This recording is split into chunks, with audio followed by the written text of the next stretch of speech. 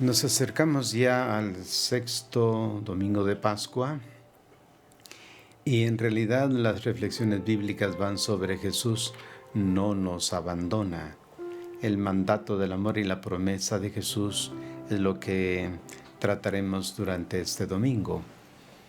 Ciertamente los mismos discípulos que antes temían la muerte, después de la venida del Espíritu se alegraban en sus tribulaciones. El texto príncipe de este domingo: no los dejaré huérfanos, es decir, no los dejaré solos. Seguimos en el ambiente del cenáculo para ubicarnos. Los discípulos están conmovidos por el dolor de la separación y se preguntan cómo serán las cosas después de la partida de Jesús. En este contexto, Jesús pronuncia la enseñanza que leemos este día.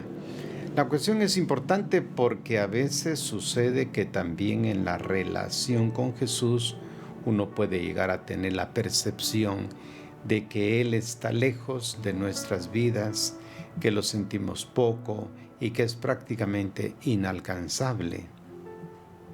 En el pasaje en cuestión, vemos que Jesús demuestra que así como no abandonó a sus discípulos, tampoco nos abandona hoy.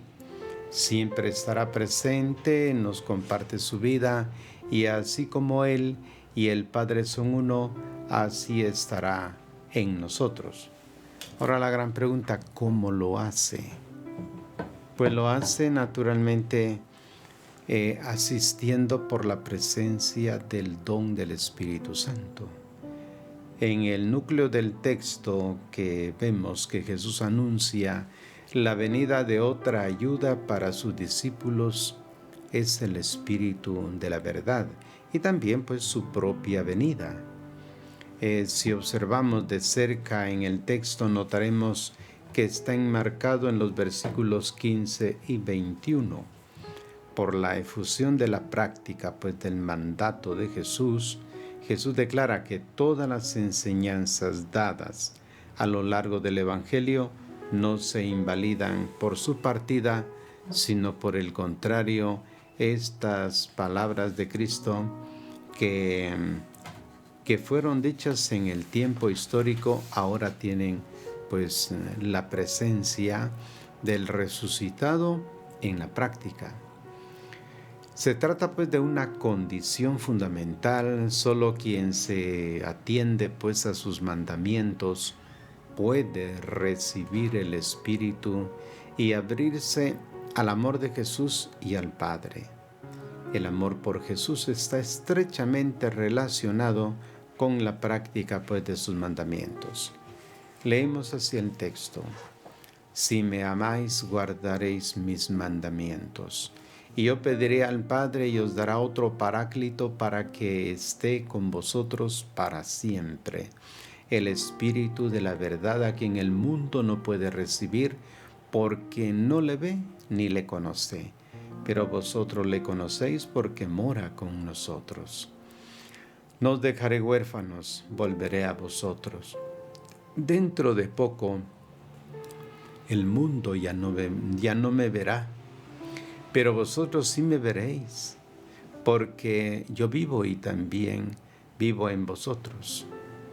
Aquel día comprenderéis que yo estoy en el Padre, y el Padre en mí, y vosotros en mí, y yo en vosotros. El que tiene mis mandamientos y los guarda, ese es el que me ama. Y el que me ame será amado de mi Padre, y yo le amaré y me manifestaré a él. Habíamos indicado ciertamente en un primer punto de reflexión que el amor a Dios y la práctica de sus mandamientos es fundamental para recibir el don del Espíritu Santo. Si me amáis, guardaréis mis mandamientos. El que tiene mis mandamientos y los guarda, ese es el que me ama. Y el que me ame será amado de mi Padre, y yo le amaré y me manifestaré a él. En el dolor que los discípulos experimentan por la separación, se revela en el amor por Jesús. pero los discípulos deben demostrar la sinceridad de su deseo de la presencia de Jesús y de la comunión con Él a través de la puesta en práctica de sus mandamientos, la cual nace del amor por su Maestro. ¿De qué mandamiento se trata? En el Evangelio de Juan, la exhortación a amarnos unos a otros como Él nos amó es la única que se define prácticamente como el mandamiento de Jesús. Pero también todo lo que hace Jesús de palabra y de obra es un llamado para hacer lo mismo. El que crea en mí, dice Jesús, hará él también las obras que yo hago. Por tanto, poner en práctica los mandamientos es tomarse en serio y con fe el conjunto pues de sus enseñanzas, así dejándose conducir por Él. Jesús permanece presente en su palabra y en las exigencias que ella implica. Quien se deja guiar por la palabra de Jesús, sigue a Jesús, permanece unido a Él y conserva su amor. Con eso se nos dice que el amor no consiste en palabras, sentimientos o recuerdos, sino que se demuestra o se verifica en la capacidad de escucha y en la obediencia a las enseñanzas del Maestro Jesús. El verdadero amor a Jesús se traduce en seguimiento de Jesús. Amar es querer, adherirse al amado y asumir su voluntad. En un segundo momento nos acercamos siempre al texto pensando en la promesa del Paráclito. El don del Paráclito que está en el capítulo 14, versículos 16 al 17. Dice, yo pediré al Padre y os dará otro Paráclito, para que esté con vosotros para siempre.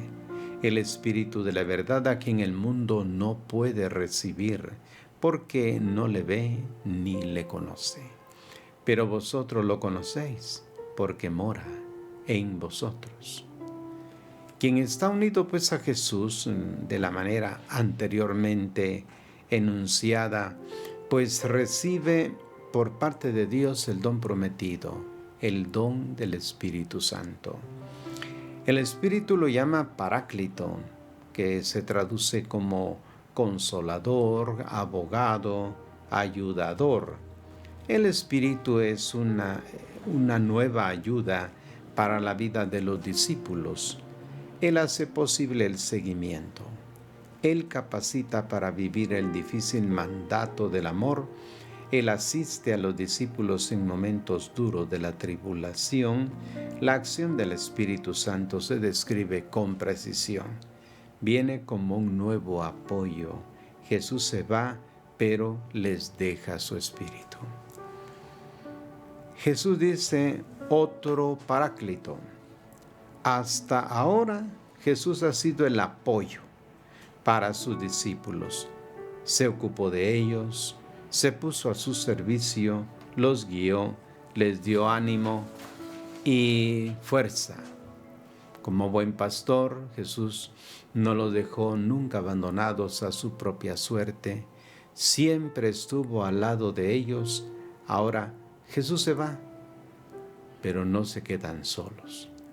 El Padre les dará el Espíritu Santo, quien estará siempre con ellos, al lado de ellos y en ellos. También dice el Espíritu de la verdad. Esta definición del Espíritu lo presenta como aquel que hace permanecer a los discípulos en la verdad transmitida por Jesús. Es el que da testimonio de Él, como el que continúa con su ministerio terrenal y los protege tanto de los falsos maestros como de las opciones equivocadas. El mundo dice que se ha cerrado a Jesús, no lo puede recibir. Solo si creemos en Jesús y nos atenemos a sus mandamientos, estamos abiertos al Espíritu Santo, podemos recibirlo y hacer la experiencia de su acción. Hasta aquí tenemos esos 2 puntos. Pero ahora el Evangelio nos lanza una visión de lo que significaría el regreso de Jesús. La venida del Espíritu y el regreso de Jesús. Dice Jesús, no os dejaré huérfanos, volveré a vosotros. Volveré. Dentro de poco el mundo ya no me verá, pero vosotros sí me veréis, porque yo vivo y también vosotros viviréis. Aquel día comprenderéis que yo estoy en mi Padre y vosotros en mí y yo en vosotros. Jesús se ha dirigido pues a los discípulos llamándolos hijitos. Ahora les asegura que no se quedarán huérfanos. Así como los hijos pequeños quedan a la deriva cuando mueren los progenitores, así también los discípulos de Jesús quedarían solos por la muerte del Maestro. La ausencia de Jesús no crea orfandad en sus discípulos, ella da paso a su nueva presencia mediante el Paráclito. Es verdad, pues, que Jesús va a morir según el texto, pero no es cierto que sus discípulos vayan a quedar huérfanos. Jesús los dejó, pero volverá. De esta forma, al anunciar la muerte, también les anuncia la resurrección. El resucitado vendrá a su encuentro y ellos lo verán. Como efectivamente se narra en el día pascual, se presentó en medio de ellos. Los discípulos se alegraron al ver al Señor. Los discípulos no solo lo verán, sino que tendrán parte en su propia vida. Me veréis porque yo vivo, y también vosotros viviréis. En la vida en ambos. Me veréis porque yo vivo. Y lo segundo, y también vosotros viviréis. El reconocer esta compañía permanente es solo por los que tengan en común esa vida que Jesús posee tras su resurrección. Lo percibirá vivo el creyente que vive de la vida de Jesús resucitado. De hecho, también en el día pascual se dice que Jesús, dicho esto, sopló sobre ellos y les dijo, recibid el Espíritu Santo. Pero no así en el mundo. Con su muerte, Jesús desaparece para siempre del mundo. El mundo sabe solamente que murió en una cruz. El mundo conoce la muerte, pero no la vida. Jesús volverá exclusivamente a sus discípulos y se les mostrará como el viviente. Pero ojo, vuelve a sus discípulos. En el día pascual es un día grandioso porque en él se comprende finalmente a Jesús. Aquel día comprenderéis que yo estoy en mi Padre y vosotros en mí y yo en vosotros. En 2 ocasiones dentro de este Evangelio, Juan se había referido al hecho de que solamente después de la resurrección los discípulos comprenderían el verdadero significado de las cosas. Primero, sobre lo que Jesús dijo en el templo y segundo, en el sentido de su entrada en Jerusalén en un asno. En esta ocasión Jesús les anuncia a sus discípulos que solamente después de su resurrección comprenderán verdaderamente su comunión con el Padre y con ellos. Con la resurrección de Jesús se demuestra que a pesar de su aparente silencio en la cruz, Dios está a su lado con todo su amor y su potencia y que le confirma que Él es el Mesías, el Hijo de Dios, y que las obras que realiza en nombre del Padre pues son auténticas. Pero no solamente con la relación al Padre, su resurrección también hace más evidente el vínculo especial que Jesús tiene con los discípulos.